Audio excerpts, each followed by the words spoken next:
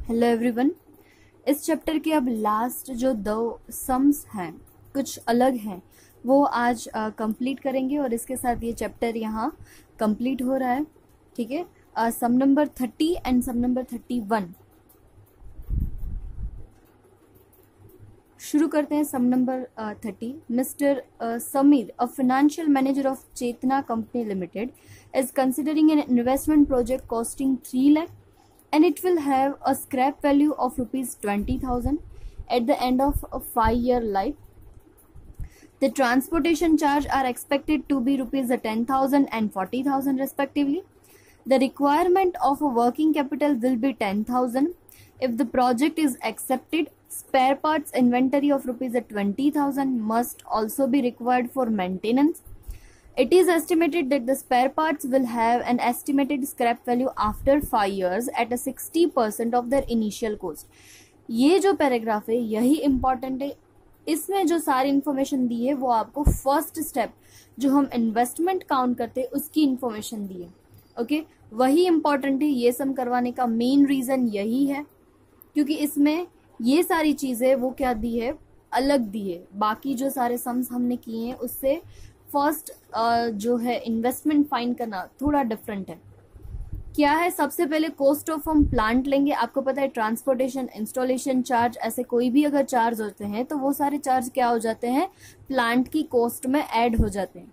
Okay, setup charges है और transportation charges है तो यहाँ हम लिखेंगे cost of plant 3 lakh actual जो इनिशियल कॉस्ट है वो, प्लस उसमें ट्रांसपोर्टेशन एंड सेटअप चार्जेस है।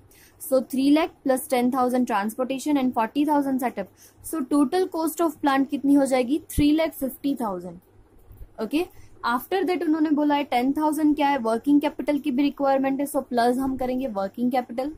और लास्ट में उन्होंने बोला है अगर ये प्रोजेक्ट एक्सेप्ट होता है तो हमें स्पेयर पार्ट्स भी लगेंगे। जो इन्वेंटरी वो भी हमारी क्या है, स्पेयर पार्ट्स इन्वेंटरी है, तो वो भी हमारी इनिशियल कॉस्ट आएगा। ये आपको कहीं भी नहीं आया है तो आपको याद रखना है। स्पेयर पार्ट्स आप कहाँ लोगे, फर्स्ट जो हम इन्वेस्टमेंट काउंट करते उसमें ऐड करोगे। So total cost of project life कितनी हो जाएगी, 3,80,000। ओके, उसके बाद दूसरी चीज यहाँ आपको डेप्रिसिएशन डायरेक्टली दे दिया है। डेप्रिसिएशन हमें काउंट करना नहीं है, 5 सालों का डेप्रिसिएशन हमारे पास रेडीमेड है और टैक्सेस भी उन्होंने दे दिए हैं। ओके, मेन इंपॉर्टेंट अब दूसरी जो इंपॉर्टेंट चीज है यहां आपको याद रखना है, cash flow at the end of the project life. Okay, scrap value of plant दिए तो वो तो हम कंसिडर करेंगे 20,000। उसके बाद लास्ट लाइन में उन्होंने बोला है जो हमने स्पेयर पार्ट्स लिए हैं उसकी स्पेयर पार्ट्स की 5 साल बाद एनुअल कितनी हो जाएगी, स्क्रैप वैल्यू 60% हो जाएगी देयर इनिशियल कॉस्ट। यानी इनिशियल कॉस्ट स्पेयर पार्ट्स की कितनी थी, 20,000। 20,000 इंटू 60% दैट इज 12,000 रुपीज क्या हो जाएगी, scrap value of spare parts. Okay, और लास्ट में वर्किंग कैपिटल अगर फर्स्ट स्टेप में हो तो हम थर्ड स्टेप में भी वर्किंग कैपिटल ऐड करते हैं। सो यहाँ आपको फर्स्ट इन्वेस्टमेंट और third cash flow at the end of the project life वो थोड़ा डिफरेंट है, वो आपको याद रखना है। ओके, उसके बाद जो इन्फॉर्मेशन दी है कैश फ्लो काउंट करने की, annual revenue from the project is expected to be 340 and the labor, material and maintenance expenses are estimated to 30,000, 1 lakh and 10,000. Okay, सो हम क्या करेंगे, जितना हमारा सेल रेवेन्यू है उसमें से वो सारे एक्सपेंस माइनस कर देंगे। सेल्स 3,40,000, उसमें से लेबर, मटेरियल और मेंटेनेंस की जो कॉस्ट है वो माइनस कर देंगे तो हमें आंसर मिल जाएगा profit before depreciation and tax. Okay, जैसे हम करते हैं profit before depreciation and tax मिल जाता है। उसके बाद हम क्या करते हैं, डेप्रिसिएशन माइनस करते हैं, उसके बाद टैक्स के जो परसेंटेज होते हैं वो माइनस करते हैं, फिर से डेप्रिसिएशन ऐड करते हैं और हमें कैश फ्लो मिल जाता है। यहाँ मैंने जैसे हम करते हैं वैसे ही किया है, पर यहाँ आप देखोगे तो आपको टैक्स के परसेंटेज नहीं दिए, आपको डायरेक्टली टैक्स दे दिया है। ओके, तो हम डेप्रिसिएशन क्यों माइनस करते थे, क्योंकि हमें टैक्स के परसेंटेज दिए होते थे इसलिए। यहाँ तो हमारे पास रेडीमेड टैक्स है तो आप क्या कर सकते हो, जो 2 लाख 5 सालों के लिए कैश फ्लो आएगा, profit before depreciation and tax 2 lakh 2 lakh 2 lakh 2 lakh and 2 lakh, उसमें से डायरेक्ट आप क्या कर दो, टैक्स माइनस कर दो। Profit before depreciation and tax में से डायरेक्ट टैक्स माइनस कर दोगे तो आपको डायरेक्ट कैश फ्लो मिल जाएगा। यहाँ हम जैसे करते हैं वैसे ही किया है। अगर आपको कहीं कंफ्यूजन होता है कि कौन सी मेथड है, कहाँ यूज करनी है, तो आप जो सीक्वेंस में करते हो वही कंटिन्यू कर सकते हो, आंसर तो वही आएगा। पर मैं आपको सिखा रही हूँ क्योंकि ये थोड़ा लॉन्ग वे है। डेप्रिसिएशन पहले माइनस करो, फिर टैक्स माइनस करो, वापस से डेप्रिसिएशन ऐड करो, जरूरत ही नहीं है क्योंकि हमारे पास यहाँ टैक्सेस के क्या दिए हैं, अमाउंट ही दी है, रेडीमेड अमाउंट है। तो हम क्या करेंगे, profit before depreciation and tax में से डायरेक्ट टैक्स माइनस कर सकते हैं। ओके, आप ये ट्रिक आप सम करो तब ट्राई करना। मैंने तो आपको यहाँ पूरा काउंट करके दिया ही है, तो आप अपना कैश फ्लो टैली कर सकोगे। प्रॉफिट बिफोर डेप्रिसिएशन टैक्स में से डायरेक्ट टैक्स माइनस कर दोगे तो आपको मिल जाएगा कैश फ्लो, क्योंकि कैश फ्लो हम क्या यूज करते हैं, profit before depreciation and after tax. Okay, और लास्ट जो थर्ड स्टेप में हमने cash flow at the end of the project life find किया था 42,000, वो लास्ट में हम क्या कर देंगे, 5th ईयर में ऐड कर देंगे। ओके, तो इस सम में इंपॉर्टेंट चीजें यही है। एक तो आपको इन्वेस्टमेंट थोड़ा डिफरेंट तरीके से दिया है, सेकेंडली आपको डेप्रिसिएशन एंड टैक्स काउंट करने होते थे, वहां यहाँ हमें क्या मिल गए हैं, रेडीमेड मिल गए हैं। ओके, बाकी तो फिर हम जैसे करते हैं वैसे ही करना है। सबसे पहले cost of the project life हमने स्टेप 1 में काउंट किया। Calculate the cash flow for the each year, वो भी हमने फाइंड किया। Examine the profitability of the project at a net present value, अब हमें क्या करना है, नेट प्रेजेंट वैल्यू जो हमारी मेथड है वो यूज करनी है। सो यहाँ नेट प्रेजेंट वैल्यू हमारे जो ईयर्स, डिस्काउंट फैक्टर आपको रेडीमेड दिया है 12% के लिए, वो भी हमने डायरेक्टली ले लिए, और कैश फ्लो जो हमने फाइंड किया है वो लेंगे। ओके, यहाँ मोस्ट मेनली लास्ट में आप ऐड करना ना भूले। ओके, फिर प्रेजेंट वैल्यू से कैश फ्लो का मल्टीप्लाई करेंगे, आंसर मिल जाएगा net present value of cash inflow, उसमें से कैश आउटफ्लो माइनस करेंगे जो फर्स्ट स्टेप में हमने इन्वेस्टमेंट में फाइंड किया था, वो हमें मिल जाएगा एनपीवी, नेट प्रेजेंट वैल्यू। दूसरी मेथड उन्होंने बोला है पेबैक पीरियड मेथड है, वो यूज करना है। पेबैक पीरियड मेथड में हमें पता है कैश फ्लो क्या है हमारा, हर साल के लिए अलग अलग है, तो हम क्या करेंगे, क्यूमुलेटिव फाइंड करेंगे। ओके, 1,77,600 उसमें से 154,560 ऐड करते जाएंगे तो हमें क्यूमुलेटिव मिलता जाएगा। जैसे कि हम पहले कैश फ्लो फाइंड करते थे वैसे ही हमें करना है। 3,80,000 हमारी टोटल रिक्वायरमेंट है, सो 380 से कम, सेकेंड ईयर में हमारा 380 से कम रिकवर हो जाता है। सो 2 ईयर्स 3,32,160, बाकी जो अमाउंट है वो रिमेनिंग है, वो हमें कहाँ से होगी, थर्ड ईयर की कैश फ्लो है वो हम कंसिडर करेंगे 1,45,920। अगर 145,920 अर्न करने के लिए हमें 1 साल लगता है तो हमें तो चाहिए सिर्फ 47,840, तो कितना टाइम लगेगा, सो 0.33। सो हमारा total payback period 2 + 0.33 that is 2.33 years आ जाएगा। ओके, उसके बाद उन्होंने प्रॉफिटेबिलिटी इंडेक्स मेथड बोला है, वो भी हमें पता है, present value of cash inflow divided by present value of cash outflow, divide कर देंगे तो आंसर मिल जाएगा 1.48। सो ये सम थोड़ा डिफरेंट है, तो आईएमपी भी टिक करके रखना, क्योंकि ऐसे अगर आपको सम्स पूछने हो तो वो लोग पूछ सकते हैं। ऐसा ही एक दूसरा सम है, सम नंबर 31, उसमें भी कुछ अलग तरीके से इंफॉर्मेशन दी है, देख लेते हैं। The X Company Limited has decided to increase its productive capacity to meet an anticipated increase in demand for its product. The extent of this increase in capacity is still to be determined, and management meeting has been called to decide which of the following two mutually exclusive proposals, Proposal 1 and 2, should be undertaken. On the basis of the information given below, you are required to evaluate the profitability ignoring tax. Okay, यहाँ लिखा है हमें tax को consider ही नहीं करना है for each proposal. On the assumption of cost of capital of 8%, and advise the management which proposal to be taken into consideration.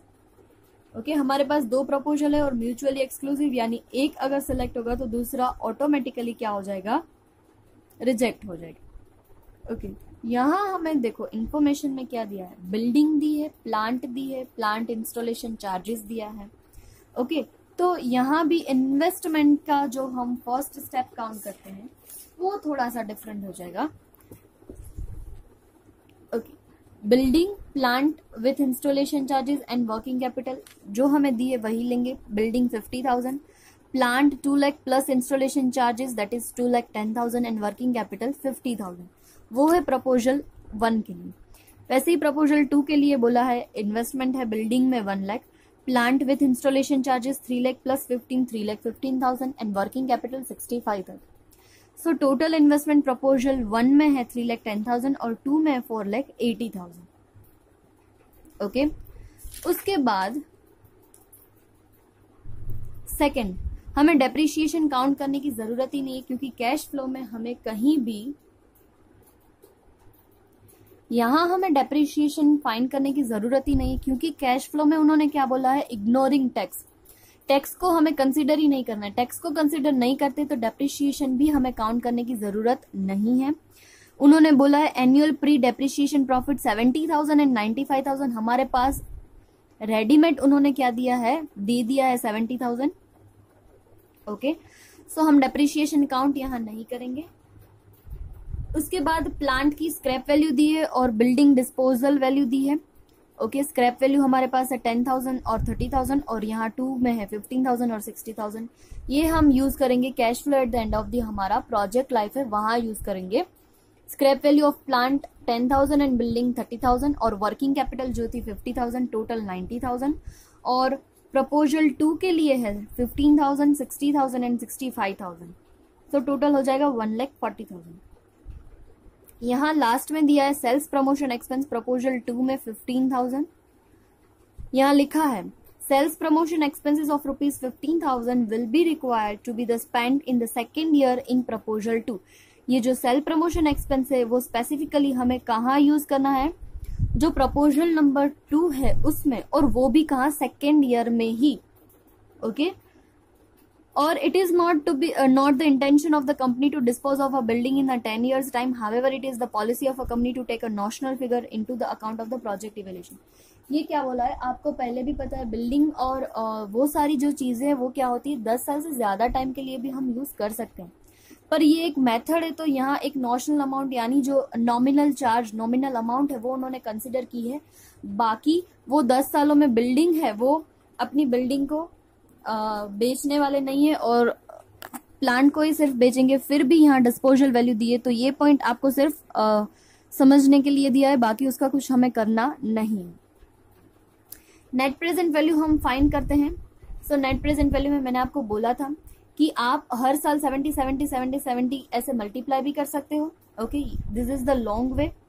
और आप क्या कर सकते हो, लास्ट में ये 70,000 हर साल में सेम टू सेम है तो 70,000 मल्टीप्लाई बाय आप क्या कर सकते हो, ये सारे जो 10 सालों के प्रेजेंट वैल्यू फैक्टर है उसका आप प्लस कर सकते हो. 0.926, 0.857 plus 0.794 plus 0.735, 0.681 plus 0.630, 0.583, 0.540, 0.500, 0.463. Okay. So plus करने से आंसर आया 6.709 मल्टीप्लाई बाय 70,000 दैट इज 4,69,630 और प्लस जो लास्ट 10 ईयर में हमें मिलेगा 90,000 अमाउंट और उसको मल्टीप्लाई करेंगे सिर्फ लास्ट ईयर का जो डिस्काउंट फैक्टर वैल्यू है 0.463. सो 90,000 इंटू 0.463 आंसर आ जाएगा 41,670. दोनों का प्लस करेंगे तो टोटल मिल जाएगा 5,11,300. ओके. आपके सामने दोनों मेथड है. This one is the long.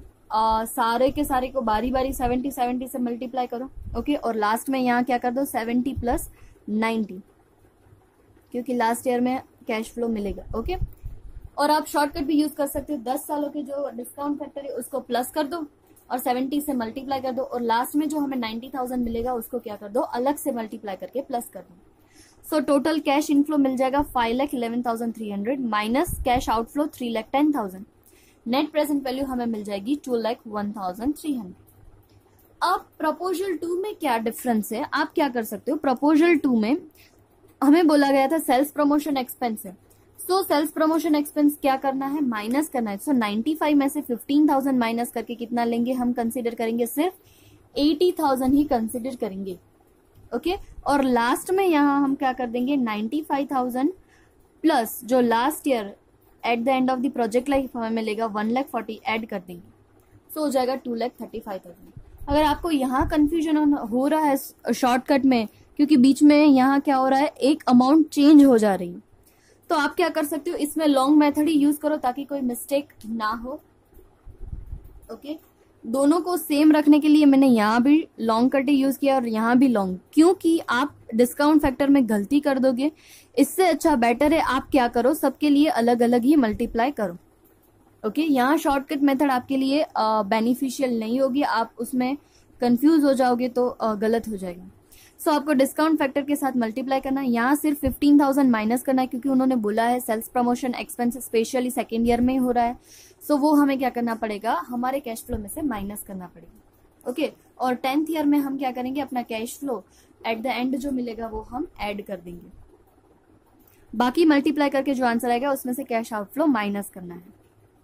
ठीक है तो इस सम में दो इंपॉर्टेंट चीजें हैं, एक तो पहले आपको ये इन्वेस्टमेंट थोड़ा डिफरेंट तरीके से दिया है, दूसरा आपको यहाँ डेप्रिसिएशन काउंट नहीं करना है। क्यों काउंट नहीं करना है? क्योंकि हमें यहाँ बोला गया है टैक्स इग्नोर करना है, टैक्स को हमें कंसीडर ही नहीं करना है। अगर टैक्स कंसीडर नहीं करना है तो डेप्रिसिएशन कंसीडर करने की जरूरत नहीं है। ओके डेप्रिसिएशन ऑलरेडी उसमें क्या होना चाहिए इंक्लूडेड ही होना चाहिए, वैसे ही हमें कैश फ्लो दिया है तो हम वही कंसीडर कर लेंगे। Okay before depreciation and after tax चाहिए, टैक्स हमें यहाँ कंसीडर नहीं करना है। सो 30 एंड 31 सम में ये चीजें थोड़ी अलग तरीके से थी। ओके 30 में मैं आपको फिर से रिपीट कर देती हूँ, यहाँ आप डेप्रिसिएशन माइनस करो फिर ऐड करो, ये दोनों को करने की जरूरत नहीं है। वो तो हम पहले क्यों करते थे क्योंकि हमारे पास टैक्स के परसेंटेज हुआ करते थे और परसेंटेज काउंट करने के लिए हमें ये प्रॉफिट बिफोर टैक्स अमाउंट चाहिए होती थी। ओके यहाँ तो टैक्स हमारे पास रेडीमेड है, तो आप क्या कर सकते हो प्रॉफिट बिफोर टैक्स में से डायरेक्ट टैक्स माइनस कर दोगे तो आपको कैश फ्लो मिल जाएगा।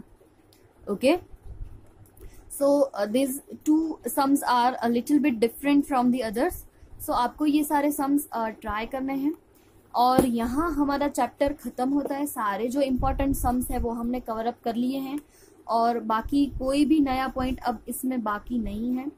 तो आप क्या करोगे जितने भी इलस्ट्रेशन बाकी है वो सारे इलस्ट्रेशन आप खत्म कर दोगे, क्योंकि मैंने एक्सरसाइज के सारे सम्स आपको बारी बारी होमवर्क में दे दिए हैं, तो वो तो सारे सम्स आपके हो गए होंगे। अब इलस्ट्रेशन बाकी है तो आप इलस्ट्रेशन खत्म करोगे।